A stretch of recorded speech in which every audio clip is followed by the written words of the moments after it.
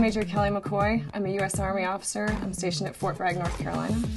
When I first moved to the 82nd Airborne Division, I was assigned to a unit that had never had a female engineer officer. I'm 5 feet tall, blonde hair. I was very conscious of my outward appearance and what kind of a first impression that makes. Like women in many career fields, when they're going into a new place where females aren't established and accepted, it's always a challenge. But as I've grown through the ranks, I've come to appreciate the typically female attributes that can actually make you a different kind of leader than a male, such as being empathetic and more caring about soldiers and their families. The top things that I need to do my job are a rifle, a radio, and a knowledge of pop culture.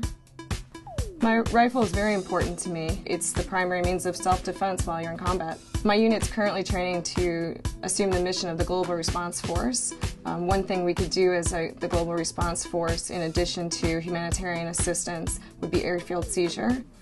The radio is one of our most important pieces of equipment. For example, in Iraq, I was patrolling near Fallujah and was hit with an IED, and my radio became my lifeline in my vehicle.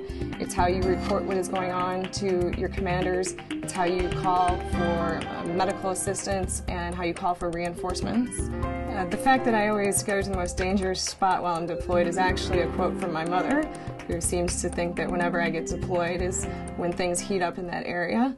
The majority of our soldiers are fairly young, under age 25 or so, and I think it's important as you get older to maintain some means of staying relatable to them. So I pay attention to pop culture. It gives you a way of talking to soldiers and understanding what's going on in their lives and still seem approachable.